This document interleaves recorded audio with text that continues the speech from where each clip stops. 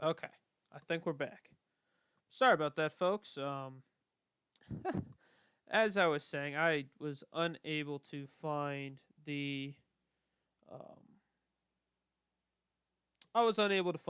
the results for last year's while I was looking it up. I forgot that I've got hotkeys for the Fast Car series, and I done messed up.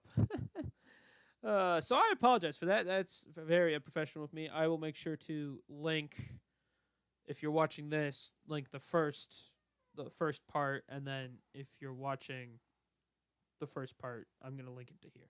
So that's embarrassing, but regardless, we move on. We keep talking here. Um, okay, MBM, what you doing? You need to buy one car. All right, buy one car. Put your resources in it. Get a better engine. That's honestly probably what it is. They've got to run their engine at 70% so they don't blow it. Don't risk blowing it before tomorrow because they know they don't got another one. I mean, again, I don't really know what their status is. I'm not an insider. I'm just a fan. So I don't want to assume anything bad for that team. I do wish them the best. I do like Timmy Hill. I do like JJ Yelly. And I like that there's a small team that's this plucky. I mean, they try and they try and they try and they typically fail, but they keep on trying. And I like that. But the problem is, at some point, you just got to be smart here. I mean, going into this last month, there was maybe going to be 40. So yeah, you start working on getting that second ride ready with JJ Yelly, and last week there's only 41 confirmed teams. There's Greg Biffle in the 44 New York racing car that's like rumored, heavily rumored, pretty much announced, but not yet announced. So still it was at 41 cars. So you're getting a car in the show, but uh, why why would you announce that you're adding a second car until you know that there's only 40 or 41 cars? Because now, because you spent resources on both may be going home again.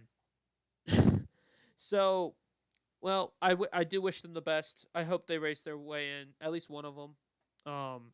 As much as I'd like to see any of the open. I don't care from the open cars who makes it. Um, because I like the four drivers. I think they're all good drivers. Um, so with that, we're gonna move to the blue green vacations duel, which hopefully will have the nope. Okay, thank you NASCAR for having a wonderful website. I shouldn't complain too much. I'm doing this right after. Okay, so how the duels work: 60 laps tomorrow night.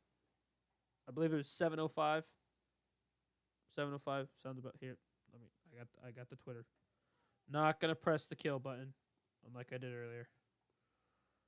All right, let's check this.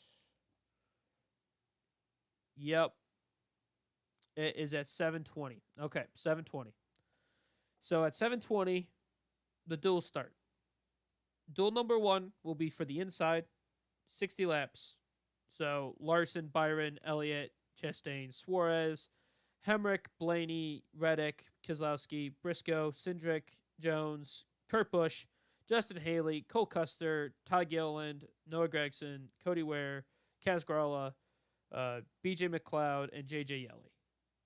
Those 21 cars will be racing in the duels tomorrow.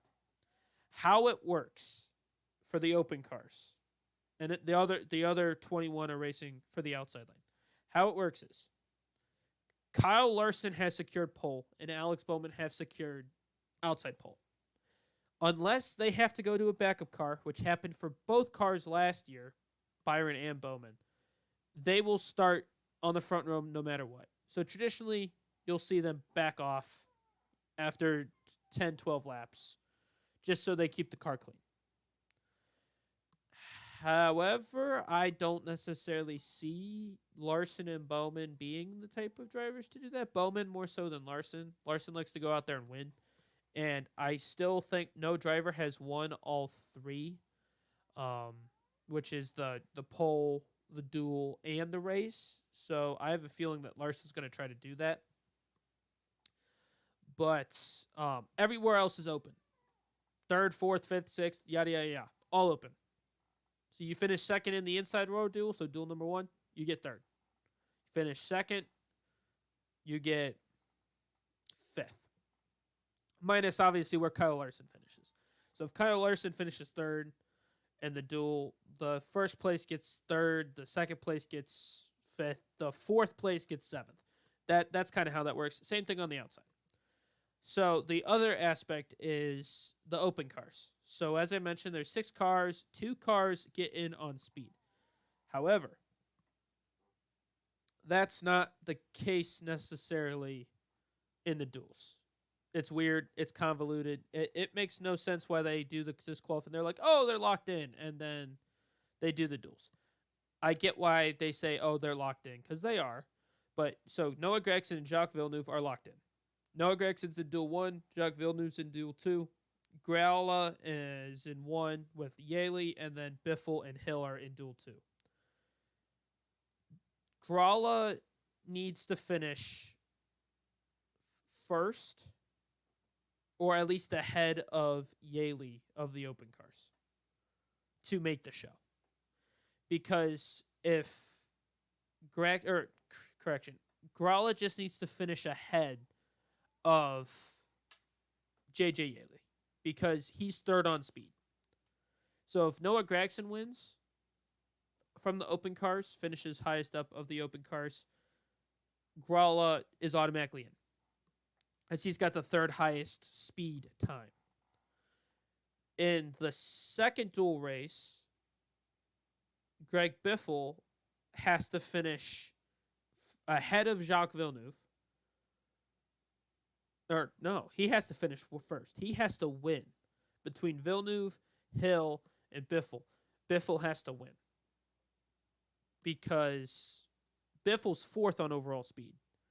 So if Villeneuve finishes in front, that locks in Gralla, which then he would need to have Noah Gragson or Gralla qualify. That way he'd get in. Or he has to just go out there and win. I mean, and that's pretty much Biff. If I'm Biffle, that's what I'm doing. I'm going out there and I'm being Jacques Villeneuve. I don't think Jacques Villeneuve will fight very hard. I think Jacques Villeneuve will practice his drafting. We'll sit in the back of the pack. We'll just avoid the wrecks. We'll try to keep the mechanical failure chance to a minimum. And if Gragson and Villeneuve win their duel for the open, in the open sense, Gralla and Biffle are both in. So so Gralla's got a real good shot. I mean, Gralla's got to wreck out. And same with Biffle. They've got to blow an engine, have mechanical failure, wreck out to miss.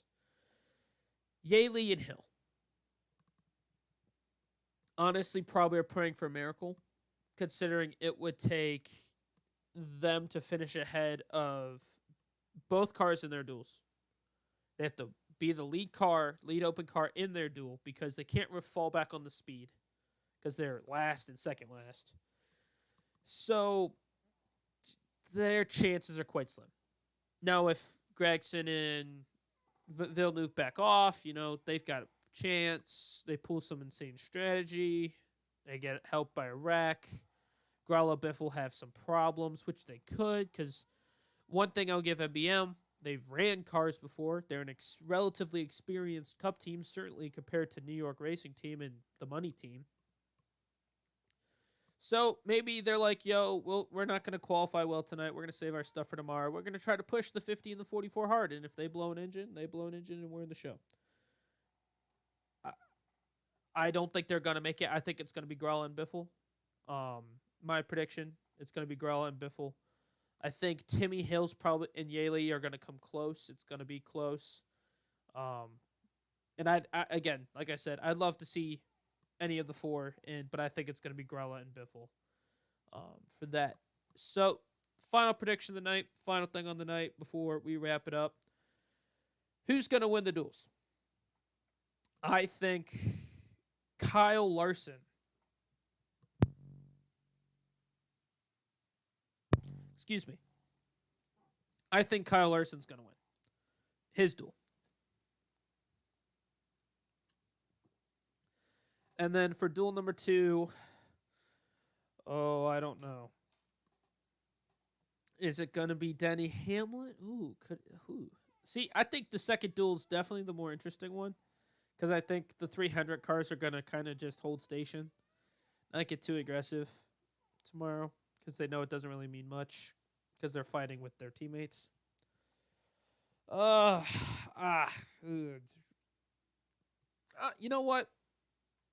I'm gonna go with it. I'm and I'm gonna hate this, but I'm gonna go with Joey Logano. Oh, it hurts. As you guys listen in throughout the season, you'll realize I do not like him. I think he's a very talented driver. The fact he's a champion proves that. The fact that he's a consistent race winner proves it. I don't approve of his super speedway racing. If you watched last year's Daytona 500, you know what I mean. He kind of caused the big one on the last lap that took out his teammate. And certainly didn't help the relationship between the Penske teammates, Penske and Keselowski. But I think he's going to do it. I think Logano's going to come from he'll start 6th in tomorrow's duel. I think he'll do it. I think Joey Logano will come up and take the win, meaning he will start 4th for the 500 on Sunday. And so, yeah, that wraps up day 1 of Speed Weeks, the best week of the year. When it comes to racing, that is, the best day of racing, singular day, is Memorial Day. You've got Monaco, you've got the Indy 500, and then you get the Coke 600. But by far the best week of racing, the best biased NASCAR fan here race, the 500. I'm pumped. I'm super excited to cover this with you guys, break it down. I apologize for the technical glitches. Again, I'll sort that out. I'll make sure I don't have those hotkeys up when I'm doing the podcast. That way we avoid those unfortunate mistakes. Yeah. If you've got predictions for tomorrow's duels, I want to hear them, see them in the comments down below. Feel free to give the stream a like. And if you're new here, welcome. And if you like the content, like and subscribe. And that will be all from me tonight. I will see you guys definitely tomorrow night. About this time, maybe a little bit later, breaking down the 2 dual races at Daytona International Speedway. I will be also predicting the truck race then. And I may, if I've got time in the morning tomorrow, I may bring something slightly different to the channel that I am kind of doing on the side. But we'll see if I've got time to do that tomorrow. But other than that, I hope that everyone has a fantastic night. And it's Daytona 500 week, baby. Let's go.